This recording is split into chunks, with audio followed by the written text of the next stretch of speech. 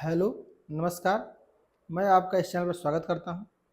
हम लोग स्टैटिस्टिक्स पढ़ रहे थे, जिसमें से रिसर्च मेथोलॉजी से रिलेटेड चीज़ों को पढ़ रहे हैं, जो कि हम लोग पिछली बार हम लोग देखे थे पिछली क्लास में कि डाटा क्या होता है, सैम्पलिंग क्या होती है, पॉपुलेशन क्या होता है, सेंसस क्या होता है। ये सब चीज़ें हम लोग देख चुके हैं। आज हम लोग को देखना है कि सैंपल को कैसे कलेक्ट किया जाता है, टेक्निक्स क्या हैं, सैंपल क्या होता है, कितने टाइप्स ऑफ टाइम सैम्पलिंग होती है, ये सब चीज़ों को देखें। ओके, तो वीडियो में बने रहिए। चलते हैं, देखते हैं सैम्पलिंग। देखिए, मेथड्स ऑफ सैम्पलिंग में क्या है कि कितने प्रकार से हम सैम्पलिंग को कलेक्ट कर सकते हैं। ओके, सैंपल को कितने प्रकार से कलेक्ट कर सकते हैं, ये देखना है। ओके, तो the process of taking samples is called sampling. Sampling क्या है? इस सैंपल लेने की प्रक्रिया जो है सैम्पलिंग है। कि किस प्रकार से कोई भी सैंपल लेते हैं। There are sampling methods, sample techniques. There are two types. First is probability or random sampling and non-probability या non-random sampling. तो ये दोनों प्रकार के होते हैं, जिसमें से इसको हम लोग इस क्लास में नोट करेंगे और नेक्स्ट क्लास में इसको हम लोग कवर करेंगे। ओके, देखिए यहाँ पर क्या है। फर्स्ट है sample random sampling, second systematic, stratified, cluster, area sampling and multi stage. ये डिफरेंट टाइप्स के सैंपल होते हैं, जो कि प्रोबेबिलिटी या रैंडम सैम्पलिंग कहते हैं। अर्थात इसमें कोई रिस्ट्रिक्शन नहीं है, कोई भी आप ले सकते हैं, रैंडमली कोई भी चूज कर सकते हैं, कोई भी ऐसी बाउंडेशन नहीं है। लेकिन इसमें क्या है ना, इसमें बाउंडेशन है। जो भी आप, इसलिए नॉन प्रोबेबिलिटी, संभावना सभी की चुनना निश्चित नहीं है। अर्थात यहाँ पर क्या है कि सभी की चुने जाने की संभावना समान है, सभी की चुने जाने की जो पॉसिबिलिटी है वो इक्वल है। ओके, लेकिन यहाँ पर नहीं है। क्यों नहीं है उसको आगे देखा जाएगा। लेकिन सभी की संभावना, जो चुने जाने की संभावना है, उसको इसमें रखा गया है, और जो ऐसा नहीं है उसको नॉन प्रोबेबिलिटी में रखा गया है। तो आई थिंक आप लोग समझ गए होंगे। नेक्स्ट चलते हैं simple random sampling. Okay, simple random sampling में क्या है? First, simple random sampling. Simple random sampling means कि जो पॉपुलेशन है, उस पॉपुलेशन से कोई भी आप डाटा ले लीजिए, कोई दिक्कत नहीं है, कहीं से लीजिए। इसी को सिंपल रैंडम, मान लीजिए कि आपका पूरा पॉपुलेशन है, तो कहीं से आप डाटा ले लीजिए। Okay, that is simple random sampling कही जाती है। इसका डिफिनेशन क्या है? Random sampling is one where each items in the universe has an equal or known opportunity to being selected. अर्थात जो भी यूनिवर्स है, जिसमें बताया था कि यूनिवर्स को सैम्पल पॉपुलेशन भी कहा जाता है। ओके, और इसके सेंसस भी कहा जाता है। ओके, तो चाहे पॉपुलेशन यूज हो, यूनिवर्स यूज हो, सेंसस यूज हो, बोथ आर इक्वल। ओके, तो सभी के इक्वल चुने जाने की संभावना ही सिंपल रैंडम सैम्पलिंग है। ओके, अब यहाँ पर क्या है कि सिंपल रैंडम सैम्पलिंग कैसे चूज किए जाते हैं, तो इससे कुछ मेथड्स हैं। Process selecting random sampling method. First क्या है? Lottery methods. लॉटरी में जानते हैं कि लॉटरी कैसे निकलती है, कोई भी किसी व्यक्ति को निकल सकती है, तो लॉटरी मेथड्स है। ओके, नेक्स्ट है use of random number of tables. कोई भी रैंडम नंबर टेबल 1 2 3 यहाँ लिखा है, आप चुन सकते हैं। 3 के लेंगे, 9 के लेंगे, 10 के लेंगे, 12 के लेंगे, ऐसे भी आप कर सकते हैं। सिलेक्टिंग फ्रॉम सिक्वेंशियल, सीक्वेंस से करके आप ले सकते हैं कि पहला, पाँचवा, 10वां, 15वां, ऐसे भी करके ले सकते हैं। ओके, सीक्वेंस में करके भी। और ग्रिड सिस्टम भी आप कर सकते हैं कि जो ग्रिड मीन्स जो इस पे आएगा, जैसे यहाँ पर 1 है, 2 है, 3 है, 4 है, 5 है, 6 है, 7 है, ऐसे जो ग्रिड पर आएगा इसी को लेंगे। ओके, जो सभी को मैच करा रहा है। तो ये डिफरेंट टाइप्स के रैंडम सैम्पलिंग है, जिसके थ्रू हम रैंडम सैम्पलिंग को कंडक्ट करते हैं। राइट, नेक्स्ट चलते हैं मेरिट। इसकी गुण क्या है? देखिए, कुछ चीज़ों का मैं मेरिट इसलिए बता दूंगा क्योंकि इसी पर सभी डिपेंड है। तो कुछ चीज़ों को मेरिट डिमेरिट दोनों बताए जाएंगे, कुछ चीज़ों को नहीं बताई जाएगी क्योंकि उसमें ज़्यादा जरूरत है नहीं। इसमें जब समझ लेंगे तो आगे की चीज़ों के लिए बहुत ईजी हो जाएगा, उसमें बताने की आवश्यकता नहीं पड़ेगी, खुद आप समझ जाएंगे। देखिए, गुण कौन कौन से हैं? First, unbiased and scientific method. तो यहाँ पर जब चुने जाने की संभावना इसमें से सभी की बराबर है, तो बायस्ड होने की पॉसिबिलिटी ही नहीं है। कोई मान लीजिए ये ले लेगा, कोई ये ले लेगा, कोई ये ले लेगा, कुछ भी ले लेगा। Okay, selection is effortless. Selection effortless होता है, अर्थात जो मन चाहे वो ले लीजिए। ओके, कोई दिक्कत नहीं है, चाहे 10वां का लीजिए, दूसरा का लीजिए, 5वां का लीजिए, कोई दिक्कत नहीं। नो प्लानिंग, प्लानिंग की आवश्यकता नहीं है, क्योंकि मनमौजी ले रहे हैं, इसको ले सकते हैं, इसको ले सकते हैं, इसको ले सकते हैं, कुछ भी ले सकते हैं, उसमें से चूज कर सकते हैं। इकोनॉमिकल, जब कहीं से भी जो मन चाहे वो चूज कर सकते हैं, इकोनॉमिकल भी है, मितव्ययी भी है, कम खर्चीली भी है। Sampling error can be measured and parameters can be estimated. इसमें क्या है कि जो भी सैम्पलिंग एरर आने वाला हो, जो आगे क्लास में कभी बताया जाएगा, व्हाट इज सैम्पलिंग एरर, तो सैम्पलिंग एरर की मेजर भी कर सकते हैं, पैरामीटर को भी मेजर कर सकते हैं, एस्टिमेट कर सकते हैं, राइट, इसमें, और किसी में नहीं कर सकते हैं। नेक्स्ट क्या है, true representative of the population.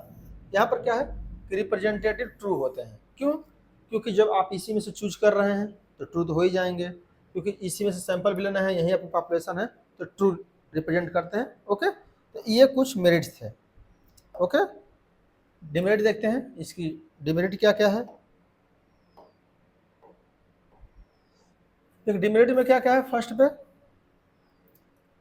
Unsuitable. कब अनसुटेबल है, जब बहुत व्यापक मात्रा में पॉपुलेशन हो, बहुत ज़्यादा पॉपुलेशन हो, विभिन्न जियोग्राफिकल एरिया में हो, डिफरेंट टाइप्स के दूर दूर पर हो, तो उस समय ये अनसुटेबल हो जाता है। क्यों, क्योंकि बहुत दूर है, तो जाना है, किसको लेंगे, क्या लेंगे, कुछ समझ में नहीं आता है। Okay, lack of representativeness. अब यह देखिए, यहाँ पर दो कॉन्सेप्ट है, एक तो इसकी अच्छाई भी है कि रिप्रेजेंटेटिव चल रहा है, दूसरा ऐसे समझिए कि कोई भी रिसर्च रियलाइबल तब माना जाता है, ओके, जब हम भी रिसर्च करें, वही फाइंड आए, आप भी रिसर्च करें, वही फाइंड या कंक्लूजन आए, तभी तो रिसर्च माना जाएगा अच्छा। अगर मान लीजिए कि कुछ यहाँ पर बिंदी लिखा गया है, मान लीजिए कि ये पब्लिक है कोई भी, ओके, आपने क्या किया कि इसको इसको इसको इसको इसको इसको इसको इसको इसको ले करके रिसर्च कर दिया। ओके, तो कुछ भी ले सकते हैं। और मान लीजिए कोई तीसरा पर्सन गया, तो इसमें से नहीं चुना, उसने इसको इसको इसको इसको इसको इसको चुन लिया, उसका कुछ कंक्लूजन ज़्यादा आ जाएगा अलग। ओके, तो इसीलिए इसकी सबसे बड़ी गड़बड़ी यही है, क्योंकि हो सकता है कि जिस सैंपल को आप चूज किए हों दूसरा वो ना करे, तो रिजल्ट चेंज हो जाएगा कि नहीं, चेंज हो जाएगा। तो इसका सबसे बड़ा गड़बड़ी यही है, इसीलिए इसको कम यूज किया जाता है। ओके, पढ़ने के लिए अच्छा है, लेकिन रिसर्च में कम यूज किया जाता है।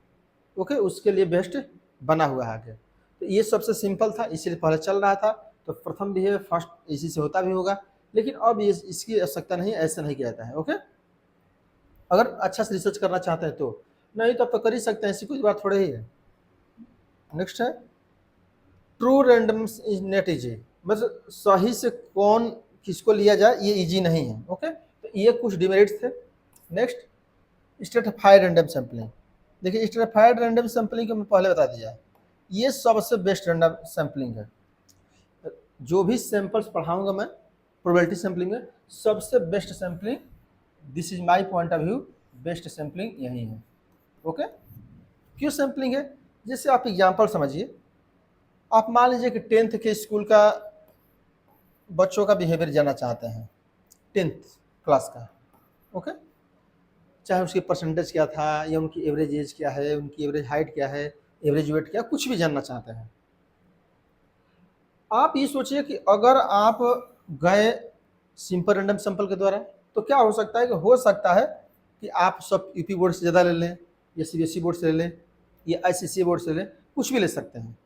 लेकिन जब इसको हम विभिन्न टाइप्स के बोर्ड में डिवाइड करें, जैसे मान लीजिए कैसे, जैसे UP board, okay, CBSE board और आईसीएसई बोर्ड, ये मान लीजिए कि, और स्टेट बोर्ड कोई भी हो सकता है, फॉर एग्जांपल मैं ले रहा हूँ। यूपी बोर्ड में मानते हैं गवर्नमेंट की होंगी, नॉन गवर्नमेंट होंगी और एडेड होंगे, या प्राइवेट से कहता है प्राइवेट होंगे।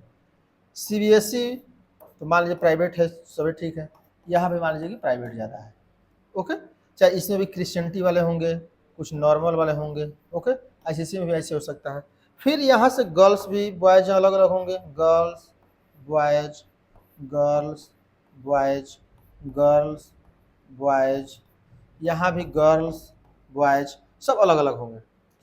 आप ये बताइए कि अगर सिंपल रैंडम सैंपल की तरह से करेंगे तो क्या सबका रिप्रेजेंटेशन हो पाएगा। लेकिन अगर आप बोल देंगे कि नहीं, देखिए हमको मान लीजिए 1500 डालना है, जी ले रहा हूँ 1500, तो आप क्या कहेंगे कि देखिए 1500 हम कहीं से नहीं लेंगे, जो सिंपल रैंडम सैंपल कर रहे हैं, तो उसमें इसमें क्या करेंगे, देखिए 500 हम यूपी बोर्ड से लेंगे, 500 सीबीएसई बोर्ड से लेंगे, 500 आईसीएसई बोर्ड से लेंगे। 500 में भी 250, जो मान लीजिए कि 200 ही ले लीजिए, 200 मान लीजिए हम गवर्नमेंट से लेंगे, 200 हम लेंगे प्राइवेट से, 200 लेंगे एडेड कॉलेज से। ओके, फिर 200 में 100 लेंगे हम गर्ल्स का, 100 बॉयज़ का। सब ऐसे ही होंगे, 100 बॉयज़ के लेंगे, 100 गर्ल्स लेंगे। अब ये बताइए, जब ऐसे सैम्पलिंग लेंगे तो क्या गलत हो सकता है? कभी नहीं। कोई भी व्यक्ति दूसरा भी रिसर्च करने आएगा, जब इस प्रकार का सैंपल लेगा तो हो सकता है कि वैसा ही रिजल्ट दे, क्योंकि जो प्रक्रिया आप फॉलो कर रहे हैं सबका रिप्रेजेंटेशन देखिए है। हो सकता है सिंपल रैंडम सैंपल के द्वारा जाते हैं, हो सकता है आईसीएसई बोर्ड के लड़के के लेते ही नहीं आप, लेकिन ऐसे तो मजबूरी है ना कि 500 लोगों को लेना है। हो सकता है कि कोई बॉयज़ के नहीं लेते, हो सकता है गर्ल्स ज़्यादा ले लेते, हो सकता है बॉयज़ ज़्यादा ले लेते। अब इससे क्या होता, लेकिन इसमें ऐसा नहीं होता है। ये इसकी खास बात यही है और ये अच्छी बात यही है। ओके, तो यहाँ तक समझ गए कि क्यों ऐसा हो रहा है, तो इस बात को ध्यान रखिएगा। ओके, क्या ध्यान रखना है? अब देखिए यहाँ पर आई थिंक आप लोग कॉन्सेप्ट समझ गए कैसे लेना है, कि क्यों स्ट्रेटिफाइड किया जा रहा है, स्तर बनाया जा रहा है। ओके, अभी पढ़ेंगे तो समझ में आएगा। When A population is heterogeneous, क्या किया जाता है? हेट्रोजीनियस मीन्स असमान हो। ओके, ज़्यादा असमान था कि नहीं, यहाँ पर बॉयज़ थे, गर्ल्स थे, हाई स्कूल में प्राइवेट थे, सरकारी थे, सीबीएसई बोर्ड थे, इसलिए हेट्रोजीनियस होता है। और सिंपल रैंडम सैंपलिंग में होमोजीनियस होना चाहिए, होमोजीनियस। ओके, इसमें कौन सा यूज होगा? होमोजीनियस होगा तब सिंपल रैंडम सैंपलिंग। ध्यान रखिए, जब समरूप हो तो कोशिश करें सिंपल रैंडम सैंपलिंग चल जाएगा, लेकिन जब अलग अलग हो तो इसको आप यूज नहीं करेंगे। राइट, ये क्या है? असमान हो जब तो आप यूज करेंगे। Okay, it divides into groups according to some criteria. Group में डिवाइड कर जैसे मैंने किया था वैसे। ऑफ्टन कॉल्ड स्ट्रेटा, जिसको स्ट्रेटा कहा जाता है, जैसे हाई स्कूल के प्राइवेट सरकारी किए थे ना, उसी को स्ट्रेटा कहा जाता है। Okay, so that each stratum groups is more or less homogeneous. अब देखिए होमोजीनियस था कि नहीं, गर्ल्स वाला गर्ल्स में थे, बॉयज वाला बॉयज के थे, यूपी बोर्ड के थे, सीबीएसई बोर्ड के थे, होमोजीनियस हो गए कि नहीं? Each groups are homogeneous. Okay, CBSE board वाले होमोजीनियस हो गए, तो हेट्रोजीनियस होते हुए उसके अंदर होमोजीनियस कर दिया जाता है। ओके, समान कर दिया जाता है। And make a selection of item for each strata independently, और कोई भी चूज कर सकते हैं इंडिपेंडेंट, स्वतंत्र होकर चूज करेंगे। Okay, independently. Then the process of taking a sample is called stratified sampling. तो स्ट्रेटिफाइड सैंपलिंग क्या होगा कि आप ग्रुप्स में बदलते हैं, किस ग्रुप पे? सेम ग्रुप के एक साथ। ओके, जैसे यूपी बोर्ड वाले एक साथ, सीबीएसई बोर्ड वाले एक साथ सेम को, आईसीएसई बोर्ड के एक साथ, गर्ल्स को एक साथ, बॉयज को एक साथ, इसी को होमोजीनियस कहा जा रहा है। तो आई थिंक समझिए स्ट्रेटिफाइड रैंडम सैंपलिंग क्या होगा। अब वो चीज़ें जो डिमेरिट होंगी उसको आप चाहे तो नोट कर सकते हैं, आगे इसमें बताया भी जाएगा। देखिए जैसे मेरिट क्या है इसकी, मेरिट समझिए, better than random sampling is some situation, कुछ सिचुएशन में बेटर काम करेगा। कब? जब पॉपुलेशन हेट्रोजीनियस हो। ओके, पूछा जाता है क्वेश्चन, हेट्रोजीनियस पॉपुलेशन तो कौन सा यूज करेंगे? स्ट्रेटिफाइड। ओके, नेक्स्ट क्या है? रिलायबल। रिलायबल तो हो ही जाएगा क्योंकि हम भी जाएंगे तो लगभग उसी में से चूज करेंगे, सब लोग करेंगे। ओके, सुटेबिलिटी है क्योंकि अक्सर ऐसा ही होता है। ओके, डिफरेंट टाइप्स के हम ग्रुप्स में बांट सकते हैं, उसके आधार पर हम सैंपल लेते हैं। नेक्स्ट का डिफरेंट सैम्पलिंग डिवाइस यूज, इसमें डिफरेंट टाइम के, अब देखिए जब ग्रुप्स आप चेंज कर देते हैं तो कोई भी सैम्पलिंग यूज कर सकते हैं, नॉन रैंडम सैम्पलिंग भी यूज कर सकते हैं, रैंडम सैम्पलिंग भी यूज कर सकते हैं, जो आगे पीछे सब पढ़ाया जाएगा, सब कुछ इसमें यूज कर लीजिए। इसका मतलब क्या है कि इस सैम्पलिंग में जब आप डिफरेंट टाइप से डिवाइड कर देते हैं स्तर में, स्टेज में, तो उस स्टेज को डिफरेंट टाइप्स ऑफ यूज करके चूज कर सकते हैं। हो सकता है कि आप यूपी बोर्ड में सिंपल रैंडम सैंपल यूज कर लीजिए, किसी में मल्टी स्टेज यूज कर लीजिए, किसी में नॉन रैंडम सैंपलिंग यूज कर लीजिए, कुछ भी कर सकते हैं, ये इसका फायदा है। नेक्स्ट क्या है? एडिक्वेट रिप्रेजेंटेशन, तो शुद्ध होता है। ओके, क्योंकि सभी का आना निश्चित है, ऐसा नहीं है कि आईसीसीएल नहीं आए, गर्ल्स नहीं आए, बॉयज नहीं, ऐसा हो ही नहीं सकता। नेक्स्ट क्या है? इकोनॉमिकल, इमितबे भी है इकोनॉमिकल। यहाँ क्या है? एन इफेक्ट ऑफ बायस, तो यहाँ पर क्या है, हो सकता है कि व्यक्ति बायस हो जाए, जो ग्रुप बना रहा है तो उसमें बायस हो जाए। यूपी बोर्ड के नहीं 500 नहीं 100 लेंगे, सीबीएसई बोर्ड के 200 नहीं 300 लेंगे, ऐसा हो सकता है, लेकिन इस सब कोई मतलब ज़्यादा नहीं है। ओके, तो खुद आप जान रहे हैं। डिफरेंशियल इन स्ट्रेटिफिकेशन, इसका मतलब क्या है कि स्ट्रेटिफिकेशन जो किया जा रहा है, अलग अलग स्तर में चेंज किया जा रहा है, ये अलग अलग डिफरेंट के लिए सिचुएशन का अलग अलग हो सकता है, कोई दूसरा है दूसरा कर दे, ऐसा हो सकता है।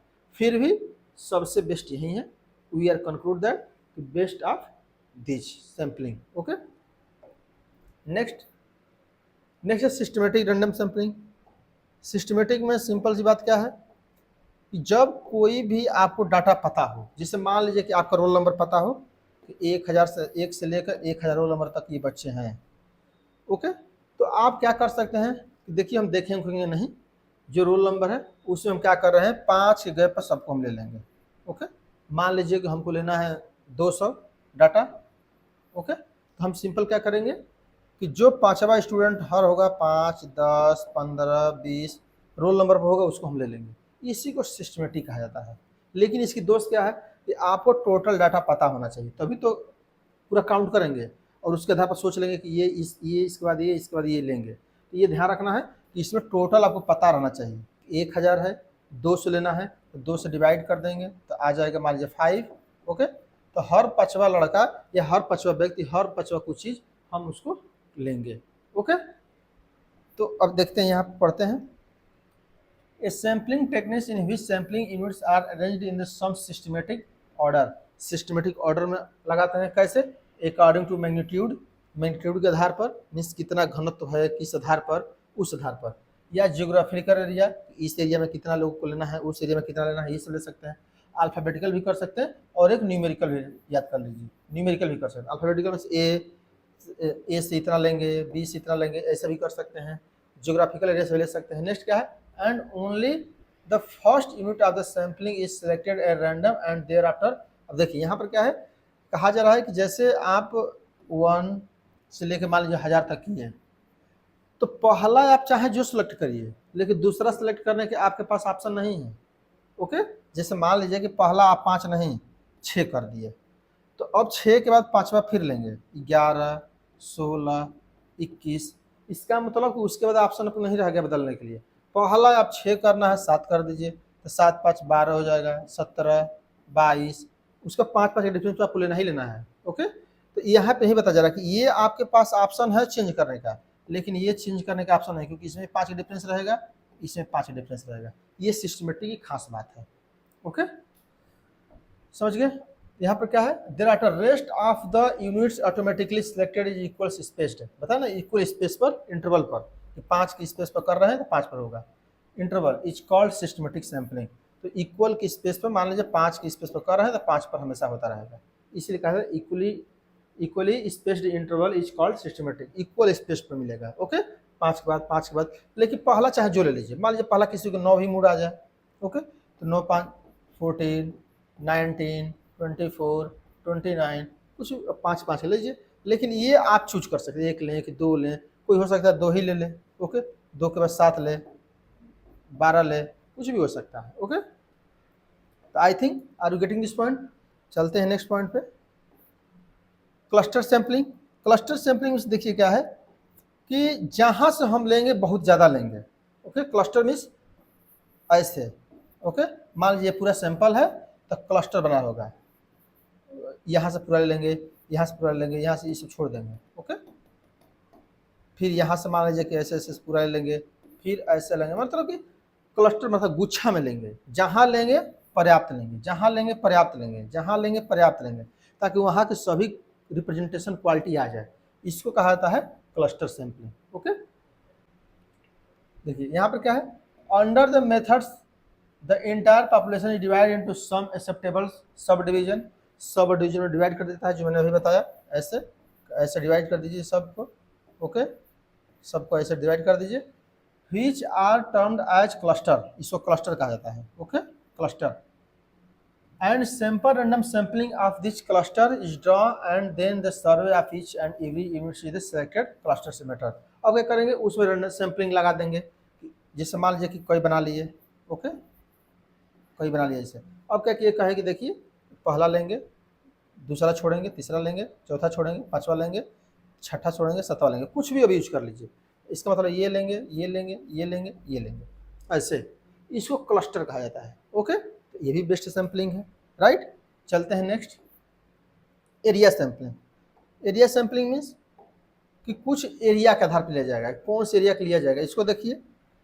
When the entire areas containing the population under the study subdivision into smaller area segments such that each elements of the population is associated with one and only one of these system, and the area segment are selected in the sample and are examined completely, then the sampling procedure is known as area sample. Area means क्या है कि area divide कर देंगे, इसमें different types के area सब division में divide कर देंगे और इसी को चूज करेंगे। ओके, इसी को एरिया सैंपलिंग कहा जा रहा है, राइट।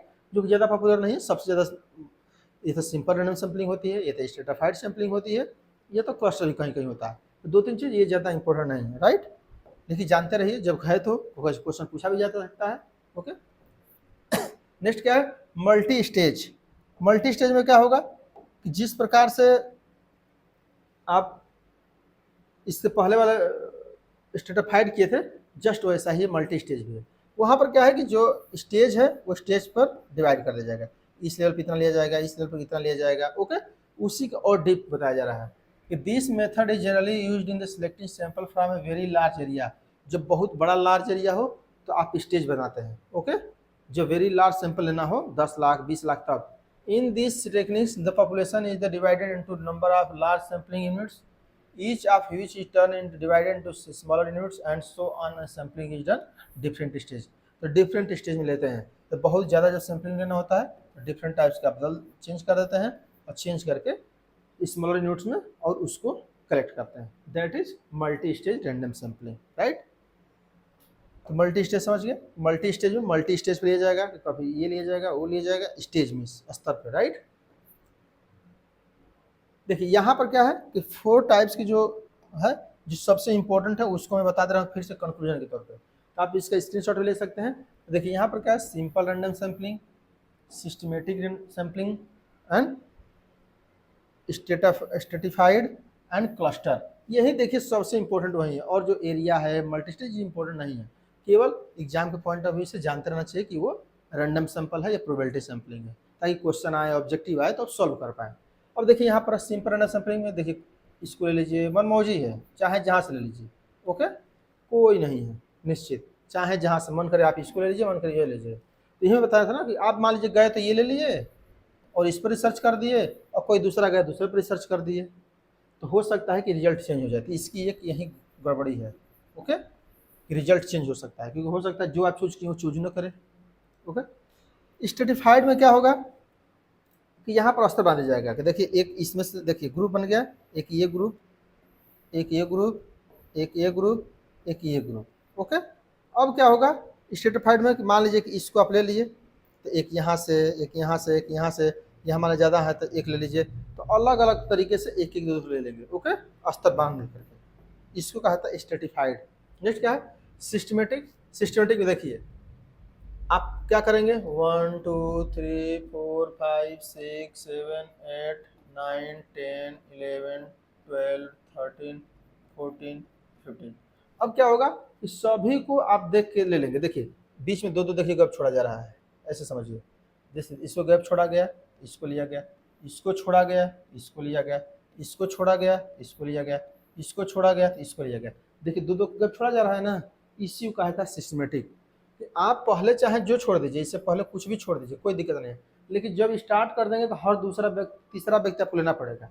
मीन्स तीसरा व्यक्ति, 2 आप लिए हैं, फिर 3 4 छोड़िए, 5वां लीजिए, 6 7 छोड़िए, 8वां लीजिए, 9 10 छोड़िए, 11वां लीजिए, 12 13 छोड़िए, 14वां लीजिए। ऐसे करना है आपको, that is systematic sampling. Okay, cluster sampling बताया था कि क्लस्टर में डिवाइड कर दिया जाता है ऐसे। ओके, और जो मन चाहे रैंडम सैंपलिंग द्वारा गए इन दोनों को उठा लिया, मान लीजिए कोई ये उठा लिया, दोनों को कोई गया तो इसको उठा लिया। ओके, तो कुछ भी हो सकता है। तो क्लस्टर में से जहाँ से पिक करेंगे सबको करेंगे। ओके, देखिए यहाँ पर कर रहे हैं ना सब ट्रिक है, देखिए यहाँ पर ट्रिक लगा है, यहाँ पर ट्रिक लगा है, यहाँ ट्रिक लगा है, यहाँ ट्रिक, यहाँ ट्रिक। तो इसका मतलब 2 ये ले रहे हैं और 3 छोड़ दे रहे हैं। मान लीजिए आप गए थे, ये दोनों ले लिए, कुछ भी ले सकते हैं। तो क्लस्टर बना के लिया जाता है, जहाँ से लेंगे टोटल ले लेंगे, राइट। तो आई थिंक ये आप लोगों को चीज़ें समझ में आ गई होंगी कि रैंडम सैंपलिंग क्या होती है, किस प्रकार से हम प्रोबेबिलिटी सैंपलिंग कलेक्ट करते हैं। नेक्स्ट क्लास में हम जो मिलेंगे तो हम लोग देखेंगे किस प्रकार से नॉन प्रोबेबिलिटी सैंपलिंग कैलकुलेट की जाती है, किस प्रकार कलेक्ट किया जाता है। ओके, ताकि जब सैंपलिंग हम पढ़ें तो इसका टूल्स पढ़ें कि क्या इसको टेस्ट कैसे होगा, टी टेस्ट कैसे होगा, जेड टेस्ट कैसे होगा। तो ये सब चीज़ें हम लोग डाटा कलेक्ट करने के बाद पढ़ेंगे। ओके, तो यहाँ तक वीडियो समाप्त करते हैं। वीडियो को देखते रहिए। अच्छा लगे तो लाइक करिए, शेयर करिए। Thank you for watching.